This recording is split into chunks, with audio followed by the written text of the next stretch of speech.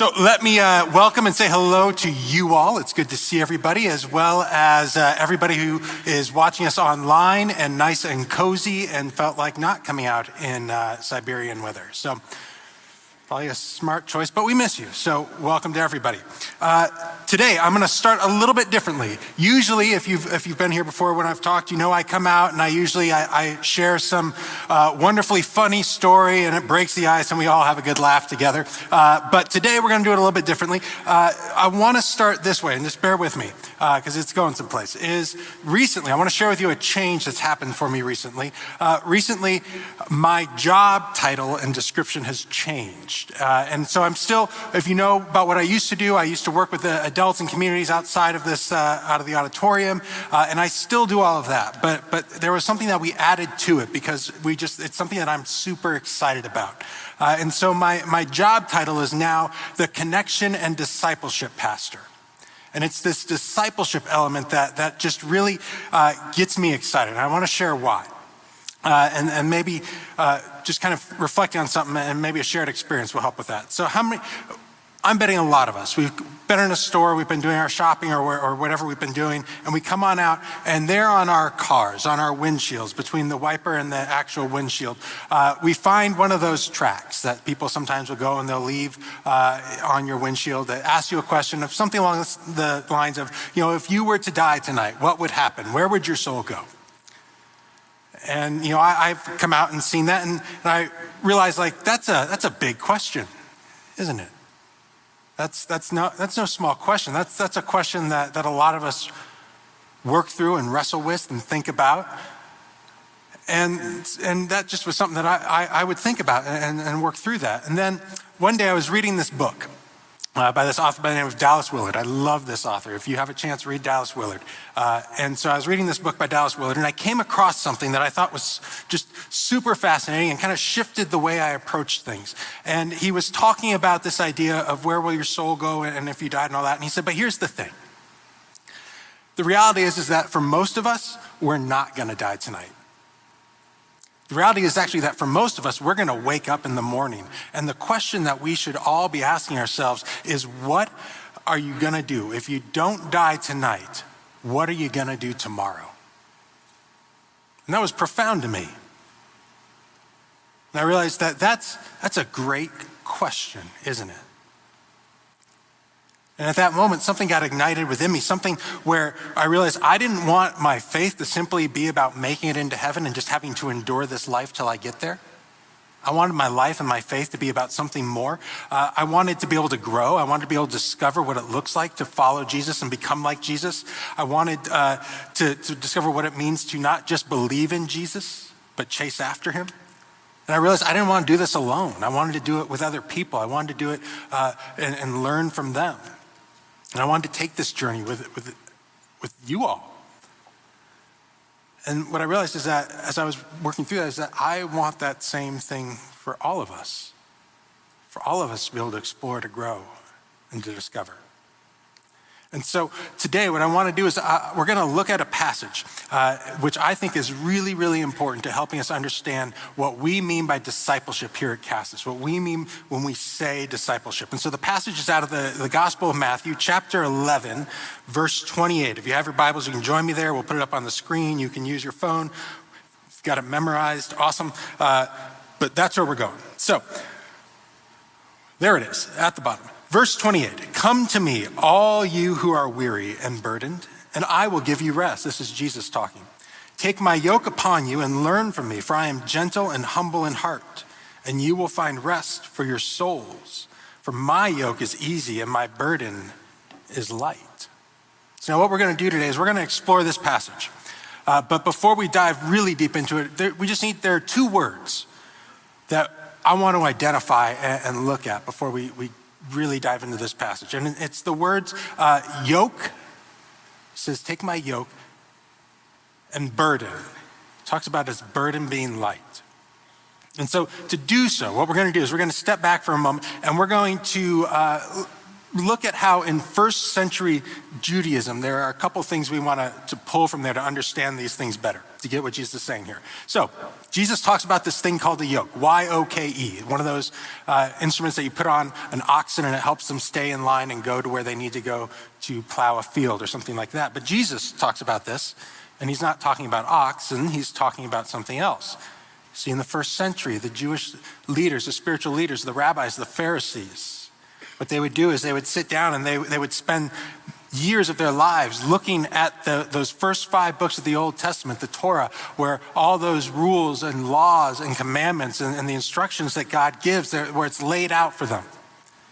And as they looked at that, what they would do is they would examine that and they would ponder and contemplate and think and read elsewhere, and they'd say, what is the best way? What are the best practices? How's the best way to live to make sure that we're following these things? To make sure that we're staying on the right side, that we're staying in line with these commandments, with these instructions.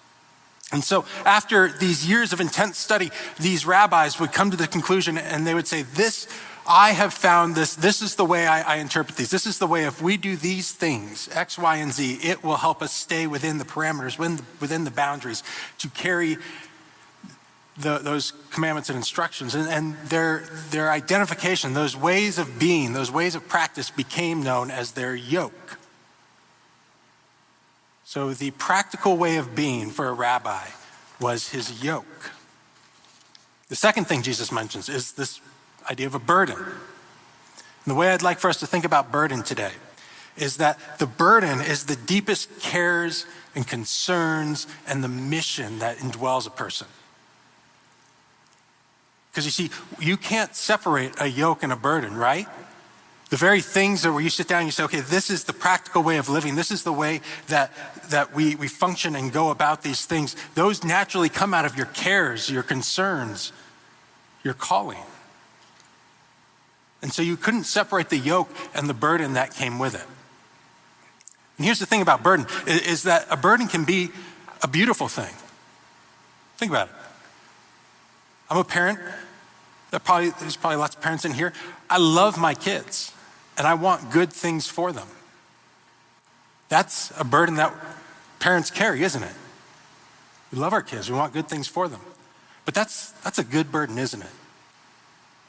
That's a good thing to carry. That's a good thing. I want good things for my kids. But a burden can be a bad thing too. Sometimes as parents, we say, I want my kids to be perfect, to live up to my expectations. And then all of a sudden, without realizing it, we're seeing them being crushed under the weight of that desire. And that becomes a bad thing.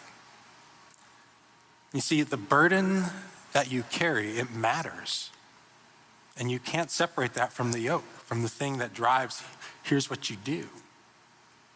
And so every rabbi had disciples, and these disciples, when they chose to follow a rabbi, what they would be doing is they would carry the yoke of the rabbi, and they would live out in the practical way that that rabbi thought best, and they would carry the burden of that rabbi. They would carry the cares and the concerns and the mission of that rabbi, and they would take that upon themselves. And there were different rabbis with different burdens and different yokes, but when you were a disciple, you took on your rabbi's yoke. Your rabbi's burden. And there's a reason for sharing all this. Because just like those disciples in the first century, the people that Jesus is talking to and about, the reality is that you and I, we have things that disciple us, don't we? Things that shape the way we operate and the choices that we make and the concerns that we have and the cares that we carry with us. We have those things, don't we? And so it's important to acknowledge that we are all disciples of something or someone. Consider this. So here's an example. I'm going to show a picture here in a moment, and it's going to elicit some emotion. It's going to elicit some deep stirring feelings, some concerns. It may wreck a couple of us, but it's okay. I promise you, we'll get through it together. So go ahead and show the picture.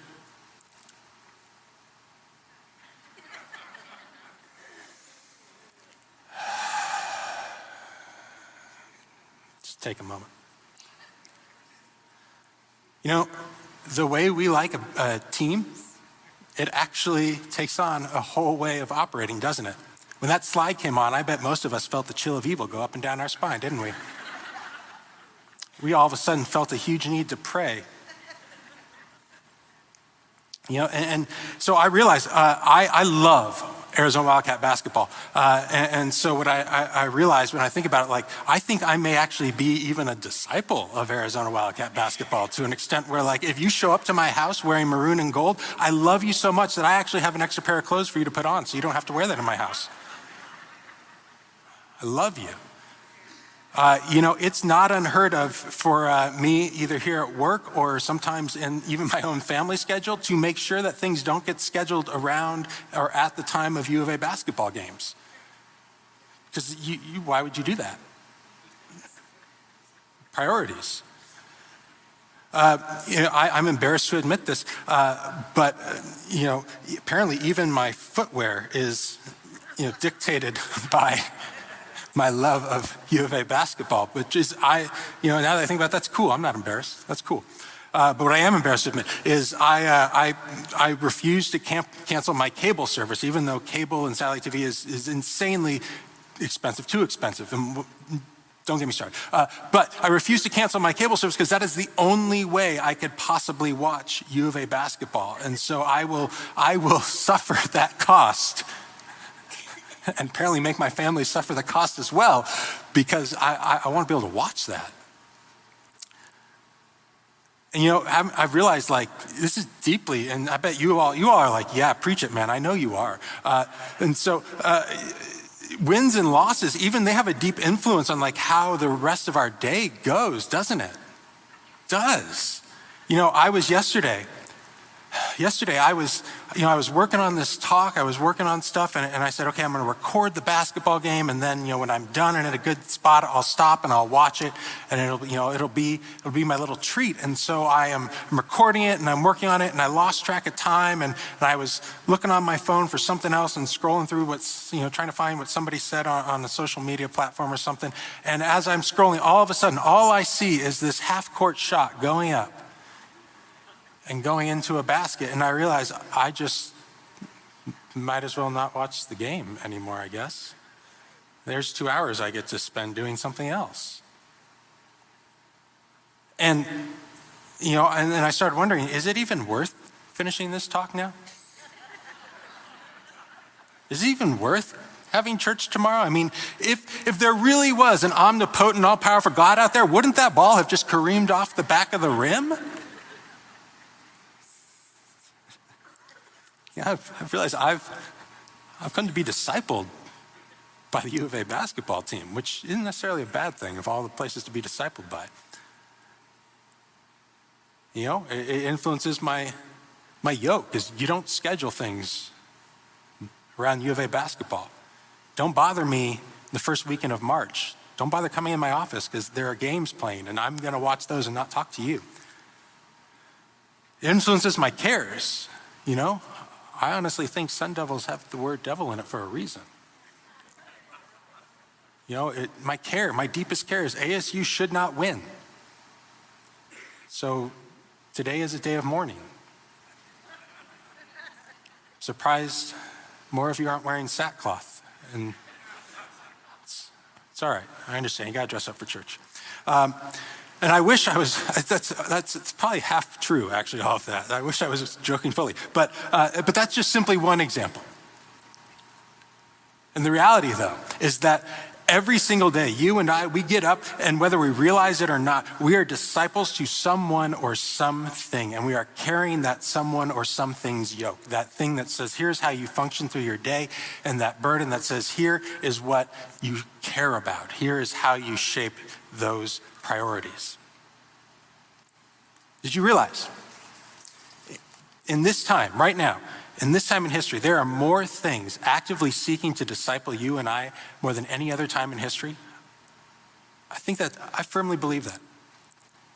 Because, so think about it, what has been discipling you? What is doing that? Because we're all being discipled by something, aren't we? Some of us, we find ourselves being discipled by CNN or by Fox News. Some of us carry the yoke of Amazon. Some of us find ourselves being discipled by Facebook, by Instagram, by Twitter, by all the many different social media platforms out there, don't we? Some of us are discipled by our workplace and what it demands of us. Some of us are discipled by our political party. It's just, we all are discipled by something. And these end up being the things that we build our patterns for life, our way of operating, our cares and concerns. You know, if you've sat through, if you listen to all that and you're like, well, I don't think I'm discipled by any of those things. Here's the thing. If you don't believe you're discipled, pull this thing out. Right? Because I'd say most, if not all of us, if we have one of these, end up being discipled by it. Think back 10 to 15 years ago, right? We still have cell phones, right? But you used them to call people. To maybe send a text, maybe, keep track of your calendar. When you had to wait in line for something, you just had to wait in line. Now, we can sit there in a doctor's office, we can wait in line at the pharmacy, at the grocery store, and we can watch videos, we can read articles, we can catch up on what this person said or that person said. We can play a game while we wait. And so our day is entirely filled and guided with our phone. That's ironic, it started ringing. Where was I? That was very distracting. Statistically, they've done studies. Statistically, we spend an average of 2 to 3 hours on our phone every day. And it's not uncommon for someone to spend up to 8 hours using their phone, being on their phone for all those different ways a day. So all of a sudden, can you start to see how this thing starts to shift what your cares are, how you're going to spend your time, what your behaviors are? We're all discipled by something, aren't we? And so the truth of this is, it's inescapable that we're discipled by something. It's inescapable that we're discipled by someone. It's just how the world works. And so the question I'm going to put to us again is, what are we being discipled by? Who are we being discipled by? And this is important because here's why this matters. If we're discipled by fear, if our life is shaped and the decisions we make are guided by fear, we'll see fear grow in our lives, won't we? We'll start being afraid of more and more things. And it actually becomes a burden, a weight, doesn't it? If you're discipled by politics, our lives become more of an us and them than a we. And we start to see bitterness and hostility grow up in us because it's those people. And your heart starts to be filled with that. If you're discipled by your phone, you realize you're at the whim of an algorithm that's going to shape you as a person based on how much money you have to spend on things, based on how much attention you have the time to give. We're all shaped by something. And each of these things shape our lives, guide us and steer us, and create a burden that we carry. And more often than not, it's a heavy one, isn't it? But here's the thing. What I'm wanting you to see today, what I'm wanting all of us to see today, is that there is this beautiful thing in life when we are discipled by Jesus. And that instead of shrinking your life down and weighing you down, you actually start to expand because he starts to fill your life. You start to find love instead of fear, compassion instead of judgment, unity instead of division. Because friends, we weren't meant to be shaped by an algorithm. We were meant to be shaped by the very heart of God. That's the truth. So that's what makes me excited about my job. That's what makes me excited about what's coming up, is that I get to spend this time exploring and joining with you all and picking up this yoke that Jesus offers, this thing that he says, here's how you can live in this world, and stepping into the lightness and the freedom that brings rather than the things that weigh me down. So what we're going to do, here's how I want to spend the rest of our morning. We're going to go back to our passage, and I want to explore two different questions with you. Now that we've got an understanding of yoke and burden and all that, I want to look at what does it mean when Jesus says, take my yoke upon you, what does it mean to take his yoke upon you? Or another way to phrase that is, what does it mean to be discipled by Jesus? Then the other thing that I want to look at, the second thing, is what does it mean to learn from him? He says at one point, learn from me. I want to look at all of us to look at what does it mean to learn from him? Because in a world where there are tons of voices, think about it, tons of voices in this world looking to disciple you and I'd love for us to be able to tune those voices out and instead tune into the voice of Jesus, because his yoke, as he says, is easy, his burden is light, because it brings good things to your life and good things to the world around you. And that's the yoke I want to carry. That's the burden I want to carry, one that brings good rather than pain, one that brings joy rather than discontentment. So let's go back to our passage and wrestle with the question, what does it mean to take Jesus' yoke upon you? Let's read it again. Come to me, all you who are weary and burdened, and I will give you rest. Take my yoke upon you and learn from me, for I am gentle and humble in heart, and you will find rest for your souls. For my yoke is easy and my burden is light. You know, there's a problem that I often see, and it's this.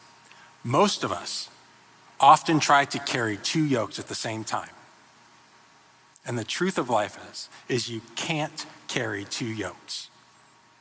Because the problem with trying to carry two yokes is that eventually they start to split you in two.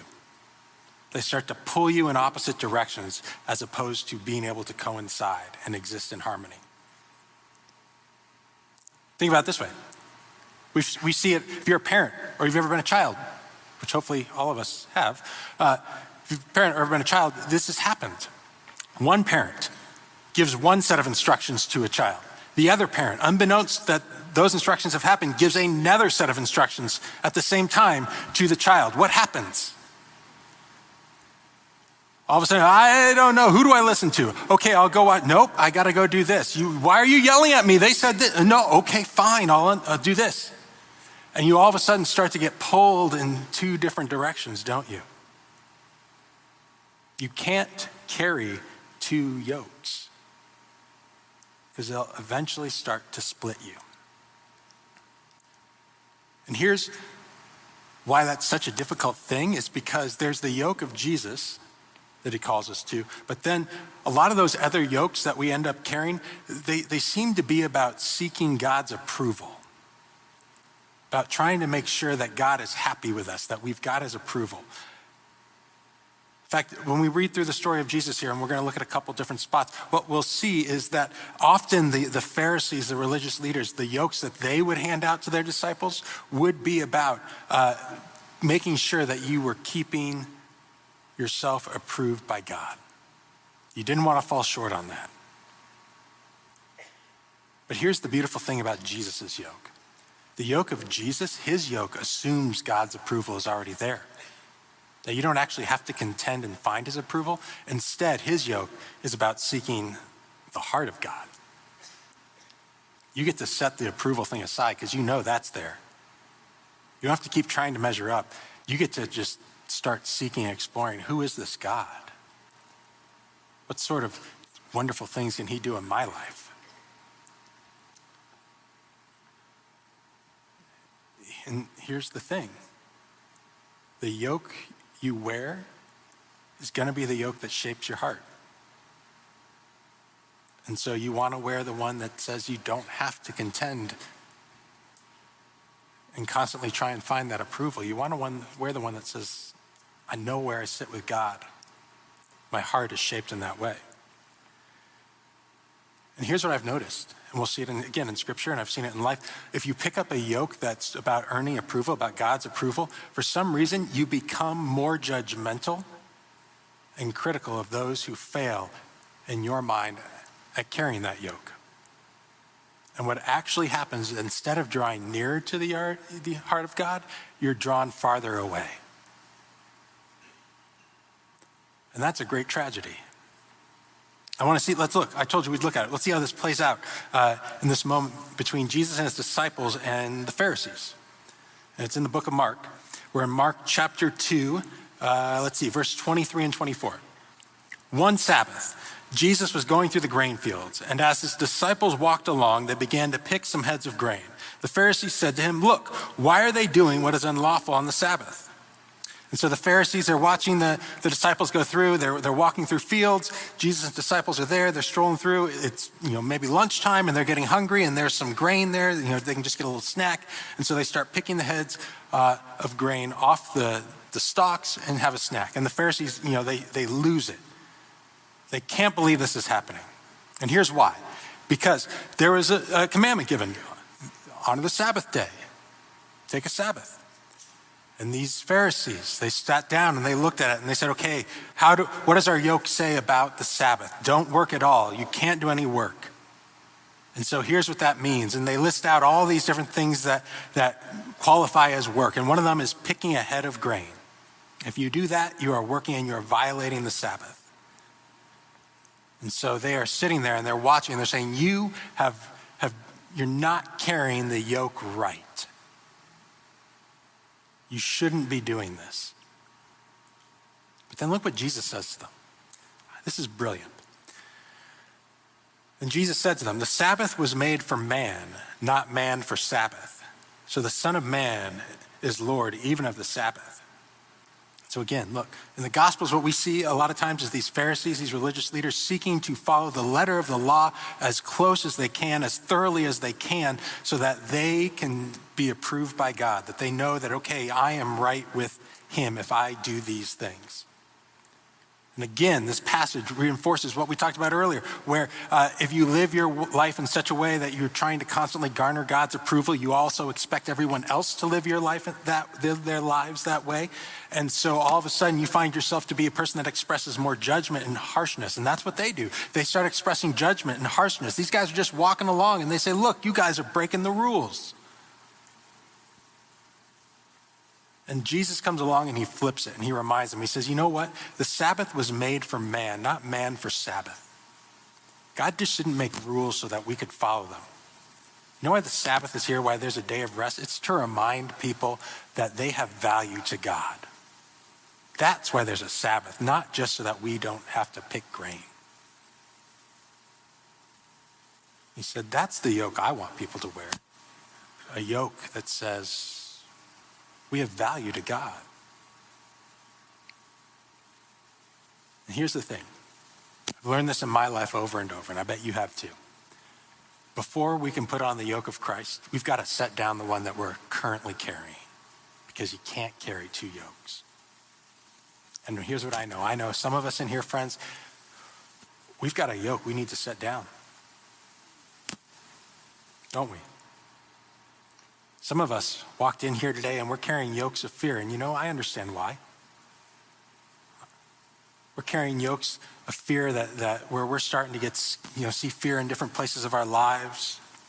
And it's growing. Every time we turn around, we're a little bit more afraid about what's going on in the world, about what's going to happen in my family, about what could happen here at work. And we start to always consider, I'm waiting for the next shoe to drop. Okay, it's been going fine, but there's going to be something that's going to happen. What's around the corner? And it drives how we live, what we do, things we care about. Some of us are wearing that yoke that the Pharisees seem to always be wearing, this yoke of contending. There are expectations I have to live up to, whether they're my own or what I think God is telling me or the world is telling me. There are these expectations I have to live up to. But there are also, these expectations that make me decide, okay, or drive, am I worth it? Do I have value if I don't live up to them? And so maybe we strive at work and work hard and hard and hard, and there's nothing wrong with that, but it comes at the expense of the time that we spend with our family. We constantly are buying and buying and buying because we want to make sure that we live up to the expectation of how we think a good life should be. It's a yoke of contending. Some of us carry around a yoke of criticalness because when it comes to expectations, we watch how other people aren't living up to the expectations that we have of the world around us. And so rather than stepping back, we step into it and we criticize and we point out flaws and faults and we say, here's how you could do it better. Here's how you fall short. And we walk around with that yoke, and it determines how I go about my day. And so we've got to put down whatever yoke we may be carrying so that we can pick up the yoke of Christ. What I often see is we try and do both. I often see we try and carry this one over here and Christ over here, and it just doesn't work. One of the hardest parts about being a pastor, and I love my job, and this is not to say it's woe is us. One of the hardest parts, though, about being a pastor here at Cassis, and I would guess at any church, is watching people try and live out of the yoke of Christ, of being accepted and free and loved, and at the same time carrying this burden of not measuring up and feeling like and trying to balance those two things. And I watch as they kind of get pulled apart and don't know what their next step is, and they just kind of become paralyzed. And I see the tension, and I see them being split in two. And so we have to set one of those down. And let's set the other one down and pick up the yoke of Christ. Now, here's what I know. I know that as someone who is has the title of discipleship pastor, it would be easy. It's easy for me to sit up here and say, okay, everybody, let's just set our yokes down. Let's do this. But I also understand it's not as easy as that, is it? A lot of us have been carrying these burdens, these yokes for a long time, haven't we? We've been carrying all this other stuff on our shoulders that's kind of weighed us down, that's caused us to hunch over. It's been there a while. And a lot of us are going to need some practice at putting that down, aren't we? And that's okay. We're going to have to practice setting it down, because we're going to be in moments where we pick those back up and kind of function in life in that other unhealthy way. And then all of a sudden we got to practice putting that down.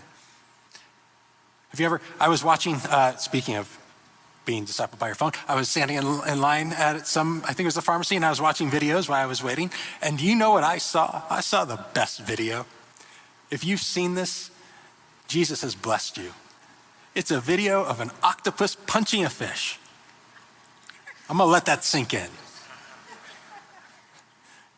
Scientists have found out that sometimes octopi, whatever we call them, they just like to punch fish for no reason. The fish goes by and the octopus is bam! And there's video of it, and it's hilarious. It just brings so much joy to my day. I love nature. Isn't that what life is like? Things are going well. You've set down that yoke that was burdensome. You are going through life, and then all of a sudden life hits, and it's like it punched you right in the face, and you don't know why. Where did that come from? What happened? And all of a sudden, the way that you used to navigate life, the criticalness, the fear, the contending, you automatically go and pick that back up just out of muscle memory, because that's the way that you used to try and get through all these things. So it's going to take some practice to set those things down and leave them there. And here's what I want to encourage us with, so that we don't get overwhelmed, that we don't beat ourselves up over this. Jesus says in here, "Learn from me, for I am gentle and humble in heart, and you will find rest for your souls." When you start struggling, when you realize, oh man, I've picked that other one back up, remember Jesus is gentle. Remember he's not there shaking his finger at you, but he's there saying, man, I understand. I get it. It's tough. But guess what? You can still pick up mine. I'm not going to withhold it from you. I'm going to let you struggle. I'm going to let you have this moment, and then I'm going to remind you how much I love you. And I'm not going to force it on you, but I'm going to have it here for you. You can remember, there's a place filled with grace and encouragement rather than lasting condemnation. And so in those moments where you're feeling like, man, life just punched me in the face. Oh my gosh, I can't believe I am picking that thing back up. Just remember, Jesus is gentle. He's humble. And he's there for you when you're ready to put it back on. So we talked about that, what it means to take the yoke of Jesus. Now, what I want to talk about is what does it mean to learn from him? So we can carry his yoke, but there's also something really cool here where he talks about learn from me. So what does it mean to learn from him? And we'll go back to verse 29. Take my yoke upon you and learn from me, for I am gentle and humble in heart, and you will find rest for your souls. This is important. Don't miss what he's saying there. Jesus is calling us to learn from him, not learn to be him. Think about that for a moment. Jesus is calling us to learn from him, not to learn to be him. We only need one Jesus. But he's calling us to learn from him. And here's why that's so profoundly important. Did you realize that you are a unique creation that God made, that Jesus wants to shine through? And don't dismiss that as like flowery, nice stuff. Let that sink in for a second. You are a unique creation that God made that Jesus wants to be able to shine through and bring good things to this world. You know, what I love about this is that the yoke and the burden of Jesus, it isn't about wholesale change who you are, but rather it's about discover who you were created to be. In doing so, you'll probably find some change, but the yoke of Jesus is you get to discover who I created you to be. You get to discover the unique giftings that I gave you. So there's this, we talked about Dallas Willard. We talked about, reading this book. So there's another, I came across another quote when I was reading this book that I really liked, and we're gonna have to wrap our minds around it, but we'll get there. So it's this quote.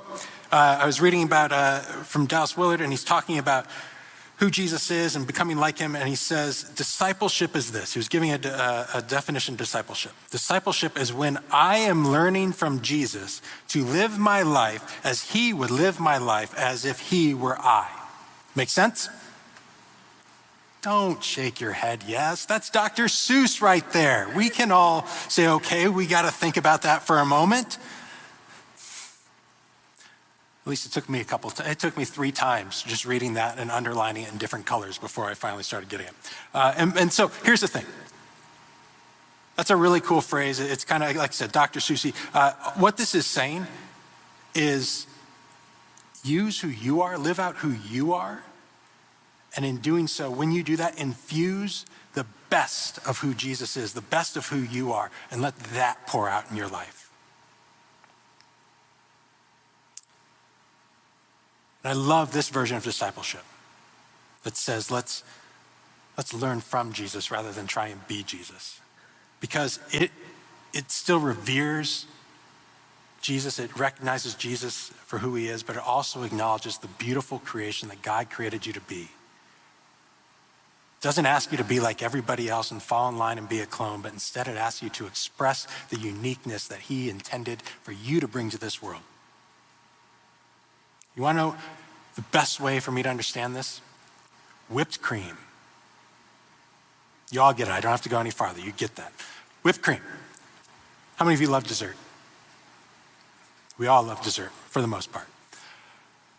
Here's what I've come to discover in life. You can take any delicious dessert. I rarely find a dessert that's not good. And if you add whipped cream to it, it just makes it better, right? Whipped cream. And it's the same idea. Christ, all of us are some unique dessert, some beautiful thing that people enjoy, but then when you add Jesus to it, when you allow Jesus to function and meld and infuse himself into your life and carry his burden, his yoke, all of a sudden things are even better. Things are even more beautiful. So, if you want to join me on this journey and explore discipleship, I want to ask you this question. If Jesus took the best of who you are and infused himself into it, what would that look like? How would it get even better? What would it look like if he did that for you as a member of your family? What would it look like for him as he entered into your workspace with your coworkers? How would you find yourself in your unique situations living out the acceptance and the love and the freedom of his burden, of his yoke, in the unique ways that only you can? Would you find yourself in, would he infuse gentleness and humbleness and humility into your moments? Would you find yourself being an outpouring of grace as opposed to resentment? What would it look like? And I think this is a powerful question. And it's a powerful question that we're meant to wrestle with, not just be able to answer. It's a powerful question to wrestle with because we're learning from him, how to live out our best lives. Through his grace, his love, his acceptance, his peace, we're learning from him how to live out and carry his yoke, his burden, and live out the best lives that we can.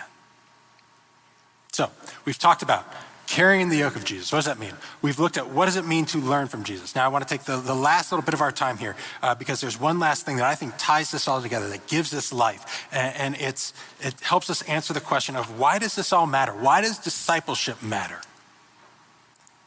Why is it important for you and for I and for us in general?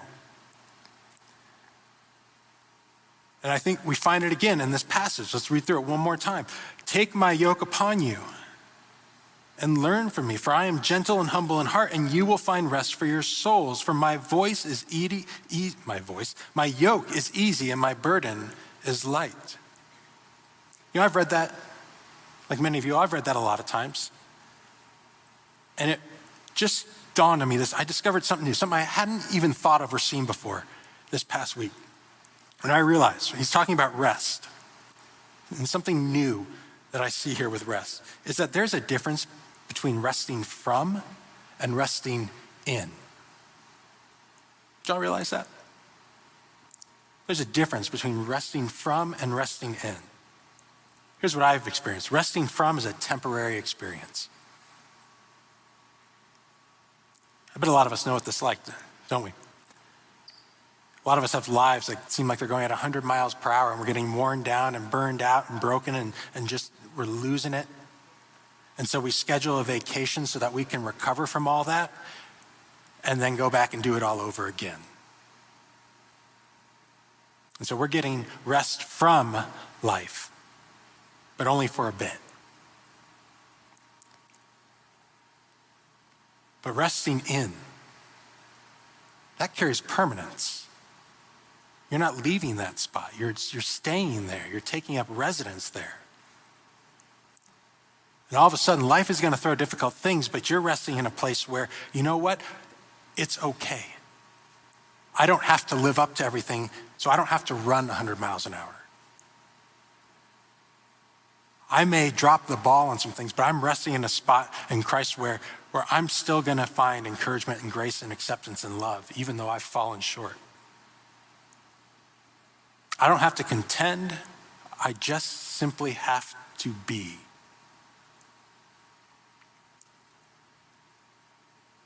Isn't that a beautiful thing? I know what I want us to be able to rest in as opposed to rest from. And I'm betting that most of us in here want that. And so when we start talking about following Jesus, being a disciple of Jesus, one of the beautiful gifts that we get is that you get to rest in something, not just take a break and rest from something. And there was one other thing as I read through this and I was reading and studying it and looking at the language and all what Jesus is saying. And he says, for my yoke is easy and my burden is light. I was looking at that word easy. And as I was studying it and exploring it, you know what I discovered? This is amazing to me. Jesus is using the word that he uses for easy in Greek is the word that is oftentimes used for comfortable. Think about that for a second. He's not just saying my yoke is easy. say my yoke is comfortable. He's talking about something that you actually want to wear. How many of you have ever had the shirt that just doesn't quite fit, right? It's too tight, it's too big. I'm one of those guys where I wear an extra large because of height, not girth. I saw what you all were thinking. But because if I wear anything less than an extra large, if I do this, all of a sudden you see my midriff, and I haven't done the appropriate work on my abs to really rock that type of style yet. And so we all have had that shirt that doesn't fit quite right. It's just not comfortable. I'm betting some of us here, we're here because we tried to wear religion like a shirt. And we started trying to carry that yoke, and it just didn't fit. It felt like a shirt that just wasn't right. And instead of like being something that made you proud and gave you life and you loved being in, it was something that constricted you, that wore you down. You didn't know what to do with it. And so we're looking for something different. How many of us have felt that? And so here, what I know is our passion for myself and everybody else on our staff and a lot of the wonderful people here, is our passion is to help each other, help you find the place where you find a yoke that fits perfectly. Find the yoke that is tailored for you. And it's because it's the yoke of Christ that says, this is for you. Carry who I am, and let me carry you. So you know what? I'm really excited about this path of discipleship that we get to all walk together. I can't tell you how excited I am and all the different things that I think we're going to discover together here in the coming years as we get to know Jesus more, as we get to learn what it is to carry his yoke. And what I want to leave you with is this, is I'm excited to wake up tomorrow and ask myself the same question I'm going to ask you. The same question I'm going to ask you to ask yourself. And it's simply this. When you wake up tomorrow, I'm going to ask you to ask yourself, what will you do today? Let's pray. Dear God, thank you for today. We look forward to waking up tomorrow and asking ourselves, what are we going to do? What yoke are we going to carry? What burdens will we feel? How will we live out the beauty and life that you've put inside of us? Let us be a positive place in this world. Let us be a light and something that brings joy and peace and hope to the world around us, to the people we live in, and to ourselves. We thank you for the gift of your Son. We thank you for the gift of this life. Let us live it to the full. In your name, amen. Now, before we all depart and head back out into the Siberian tundra, we have over here, we have our prayer place, and we have lots of wonderful people over there. If you are feeling as you were getting up today that, man, I would just love some prayer for something specific, or I just want somebody to pray with me, head right on over there and they will pray with you. Over here on this side of the auditorium, over here where you can see one of our wonderful volunteers and those tables and that couch, myself and some other folks will be over there. If you're new here, if you're joining us for the first or second time, we'd love to meet you and just say hello and get to know you a little bit better. So come on over there and say hello. And so for everyone, have a great day, stay warm and dry, and we'll see you next week.